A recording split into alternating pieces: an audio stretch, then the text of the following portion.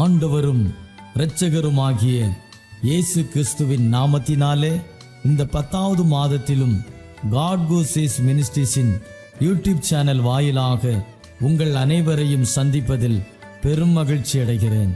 தேவனாகிய கர்த்தர் இந்த ஆண்டு துவங்கி 9 மாதங்களை கடந்து 10வது மாதத்தில் கிருபையால் பிரவேசிக்க செய்திருக்கிறார். இந்த மாதத்திலே தேவனுடைய வல்லமையுள்ள கரத்தை எதிர்நோக்கி காத்திருப்போம். அவர் நமக்கு அற்புதங்களை செய்கிறவர். இன்னும் அதிகமாய் நாம் அவர் மீது வைத்திருக்கிற விசுவாசம் வீண் போகாதபடிக்கு நாம் நம்பியிருக்கிறவைகளை தேவனாகிய கர்த்தர் ஜெயமாய் வாய்க்க பண்ண உண்மையுள்ளவராயிருக்கிறார். இப்படிப்பட்டதான காரியங்களிலே தேவனாகிய கர்த்தரை உறுதியாய் பற்றி கொள்வோம். எல்லா சூழ்நிலைகளிலும் நம்மையும் நம் குடும்பத்தையும் நடத்த தேவன் உண்மையுள்ளவராயிருக்கிறார். தேவனாகிய கர்த்தர் நம்மை கொண்டு தேசத்திலே நம் குடும்பங்களிலே பெரிய காரியங்களை செய்ய போகிறார். ஆகையால் பயப்படாதிருங்கள், திடன் கொள்ளுங்கள். உலகத்தை ஜெயித்தவர் நமக்குள்ளே வாசம் பண்ணுகிறார். ஆகையால் விசுவாசத்தில் நிலைத்திருப்போம். கர்த்தர் தாமே உங்களையும் உங்கள் குடும்பங்களையும் ஆசீர்வதிப்பாராக. ஆமென்.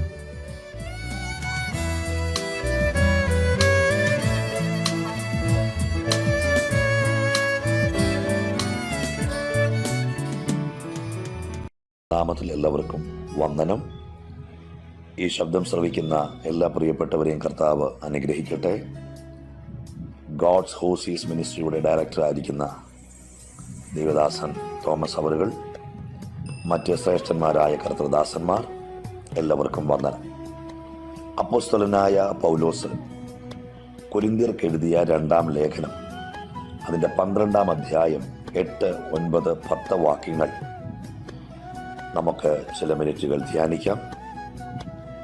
12-ാം അധ്യായം 8-ാം വാക്യം തുടങ്ങുന്നത് ഇങ്ങനെയാണ്: അത് എന്നെ വിട്ടു നീങ്ങേണ്ടതിന് ഞാൻ 3 വട്ടം കർത്താവിനോട് അപേക്ഷിച്ചു. അവൻ എന്നോട്, എൻ്റെ കൃപ നിനക്ക് മതി, എൻ്റെ ശക്തി ബലഹീനതയിൽ തികഞ്ഞു വരുന്നു എന്ന് പറഞ്ഞു.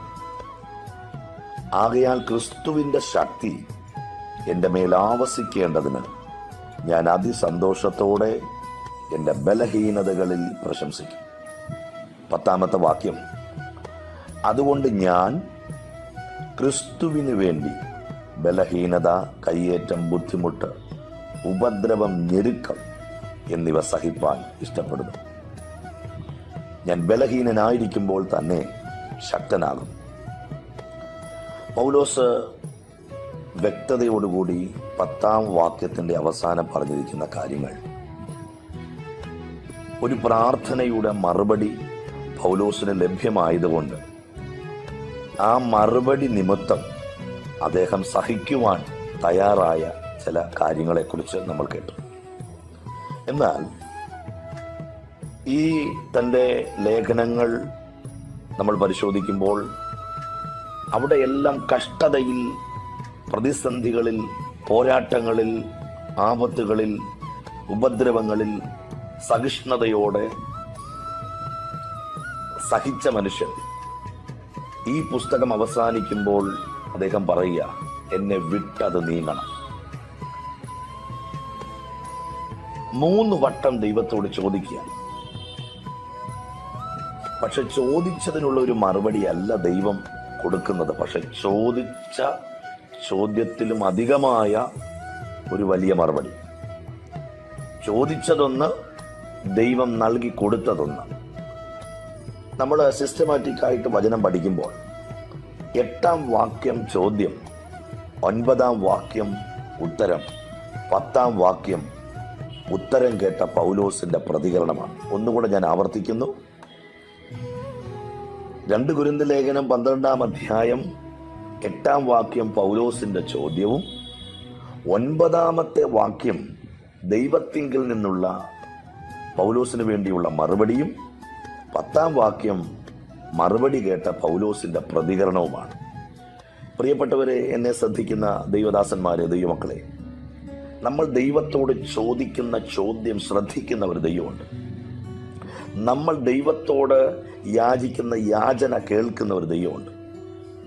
നാം ദൈവസന്നിധിയിൽ നിലവിളിക്കുന്ന നിലവിളി ശ്രദ്ധിക്കുന്ന ഒരു ദൈവമുണ്ട്. അതുകൊണ്ട് തന്നെ പറയുന്നു വചനം, എളിയവരുടെ നിലവിളിക്ക് ചെവി പൊത്തിക്കളയാത്ത ദൈവം.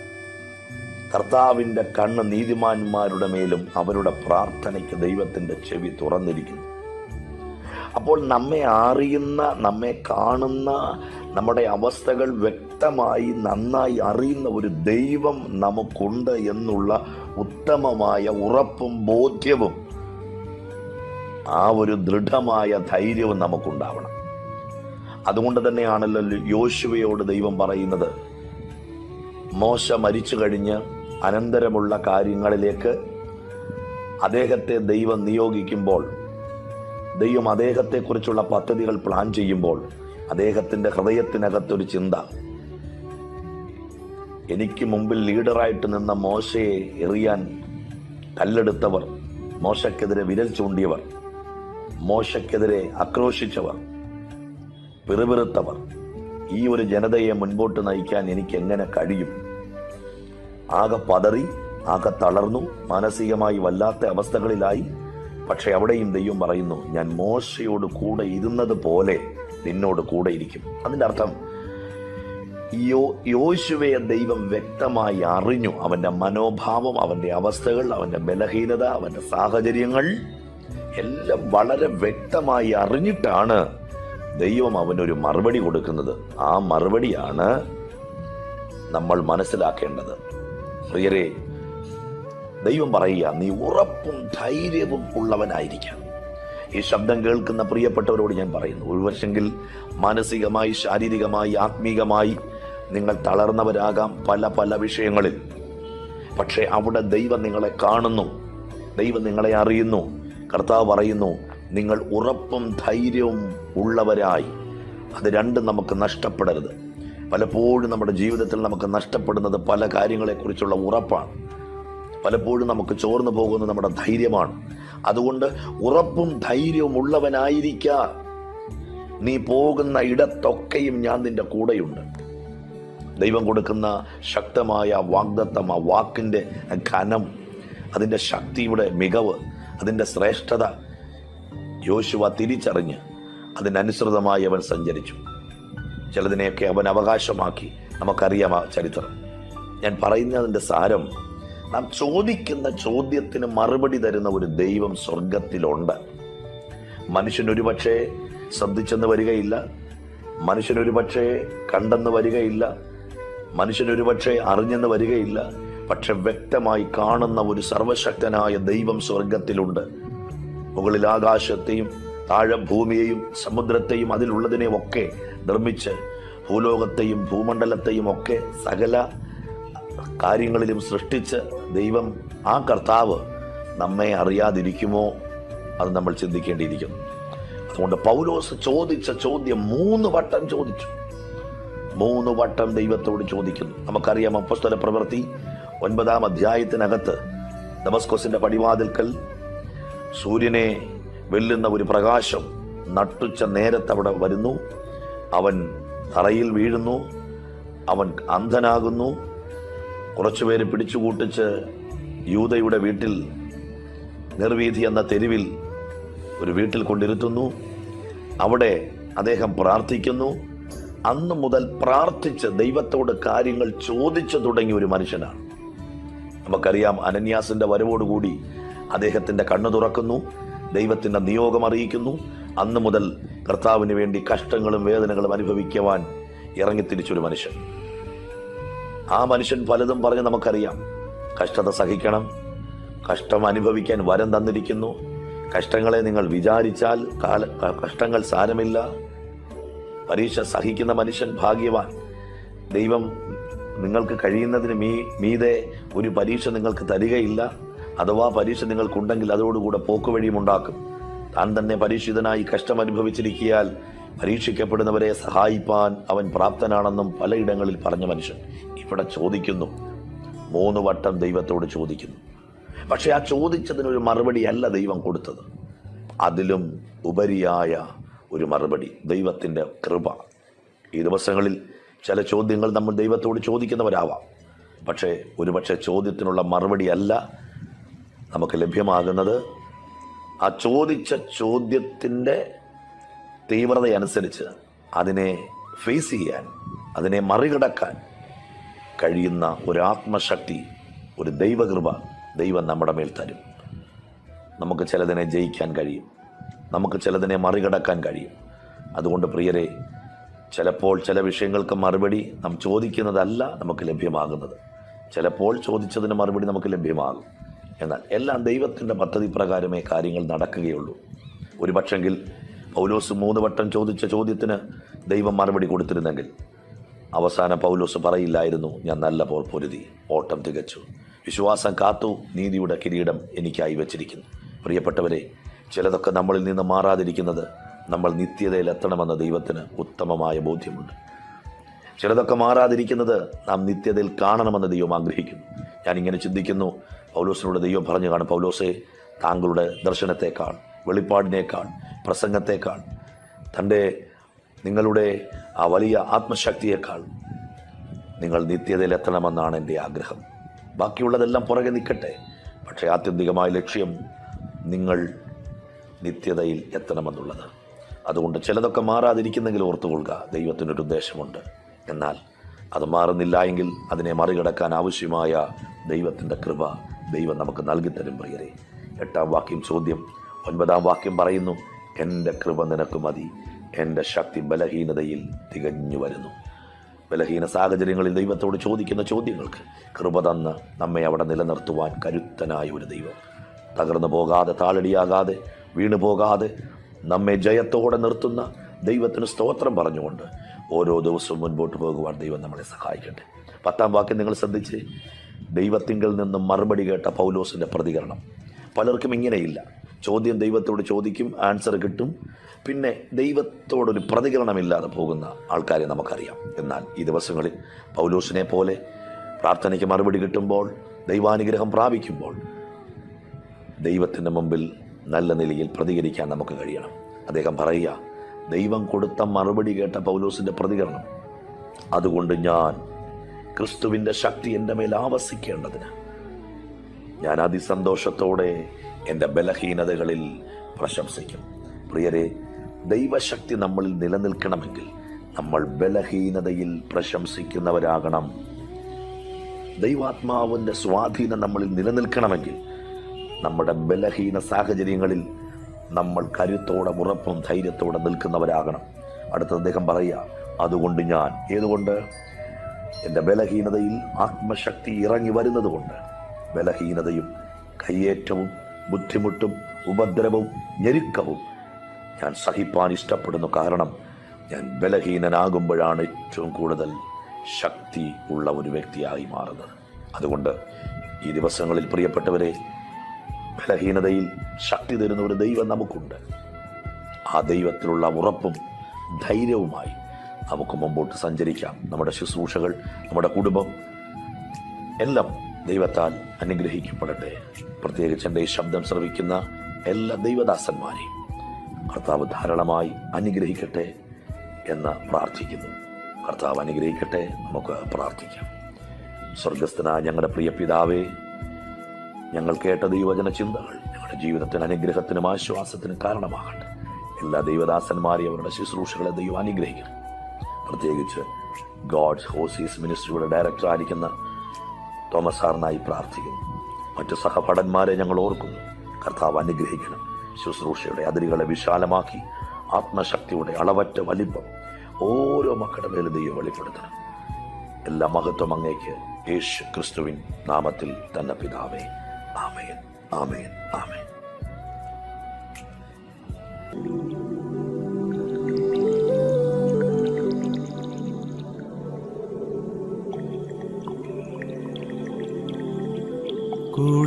കൂടെയുണ്ടേശുവൻ കൂടെയുണ്ട്, കൂട്ടിനവൻ എന്നും കൂടെയുണ്ട്.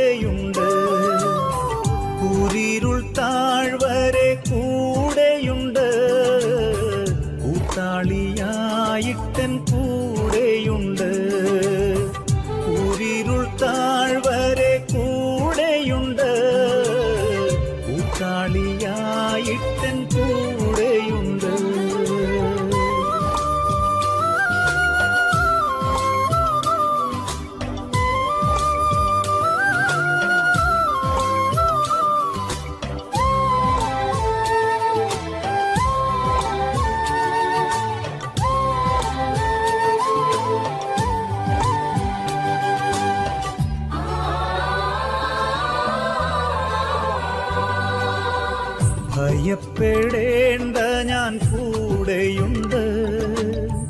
എന്നുര ചെയ്തവൻ കൂടെയുണ്ട്. ഭയപ്പെടേണ്ട ഞാൻ കൂടെയുണ്ട്. എന്നുര ചെയ്തവൻ കൂടെയുണ്ട്. പേടിക്കയില്ല ഞാൻ മരണത്തെയും, മരണത്തെ ജയിച്ചവൻ കൂടെയുണ്ട്. പേടിക്കയില്ല ഞാൻ മരണത്തെയും, മരണത്തെ ജയിച്ചവൻ കൂടെയുണ്ട്.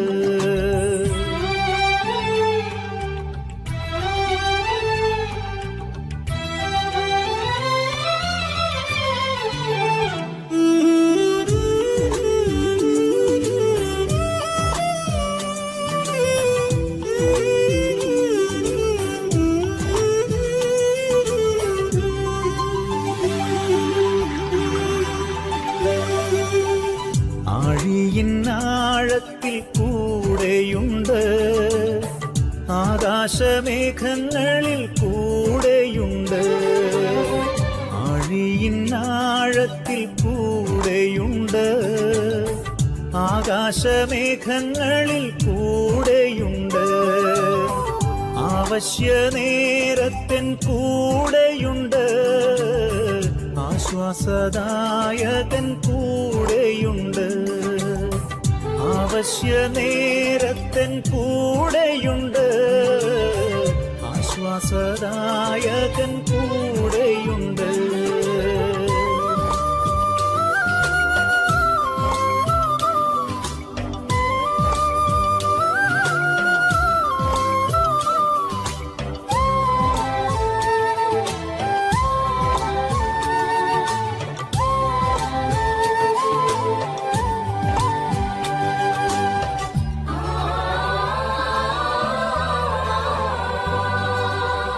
വെള്ളത്തിൽ കൂടി ഞാൻ കടന്നിടിലും വെള്ളമെൻ മീതെ കവിയുകില്ല. വെള്ളത്തിൽ കൂടി ഞാൻ കടന്നിടിലും വെള്ളമെൻ മീതെ കവിയുകില്ല. വെന്തു പോകില്ല ഞാൻ തീയിൽ നടന്നാൽ, എൻ താതൻ എന്നോടു കൂടെയുണ്ട്.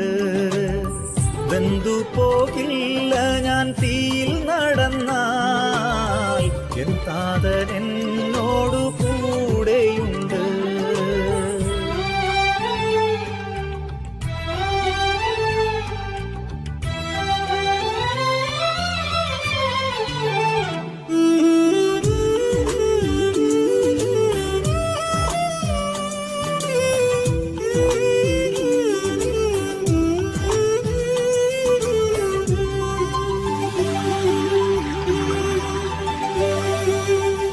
വാഖായിൻ താഴ്വരെ കൂടെയുണ്ട്. യാക്കോബിൻ ദൈവമെൻ കൂടെയുണ്ട്. വാഖായിൻ താഴ്വരെ കൂടെയുണ്ട്. യാക്കോബിൻ ദൈവമെൻ കൂടെയുണ്ട്. ലോകക്കിടക്കയിലും കൂടെയുണ്ട്. ലോകാന്ത്യത്തോളമെൻ കൂടെയുണ്ട്. ലോകക്കിടക്കയിലും കൂടെയുണ്ട്. ലോകാന്ത്യത്തോളമെൻ കൂടെയുണ്ട്. കൂടെയുണ്ടേശുവൻ കൂടെയുണ്ട്.